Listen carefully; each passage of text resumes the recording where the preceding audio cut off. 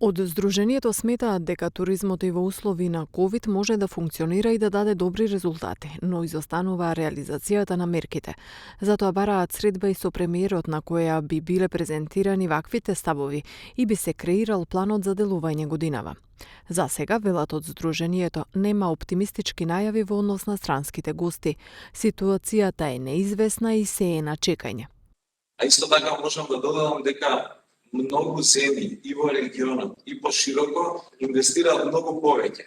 Не само во рамките на своите буџети, туку одвојуваат многу повеќе средства за афирмација на својата земја, како би превенирале дел од загубите кои што секторот за туризам ги доживува на највисоко можно ниво.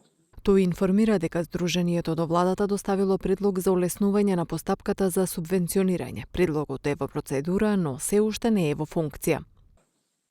Мора да се интервенира најдно, за да тој дел се острани. Исто така на традиционалните пазари кои што носат туристи во Македонија, им се даде јасен сигнал дека Македонија е отворена земја за туристите.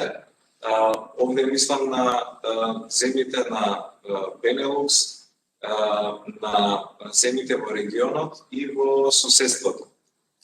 Мораме да испратиме јасна порака дека со овој модел на субвенционирање ќе покажеме и модернизација и унапредување на истиот, што пред странските туроператори ќе овозможи да тие ги возобноват своите планови за поставување на чартер летови за Македонија, како што беше во минатото.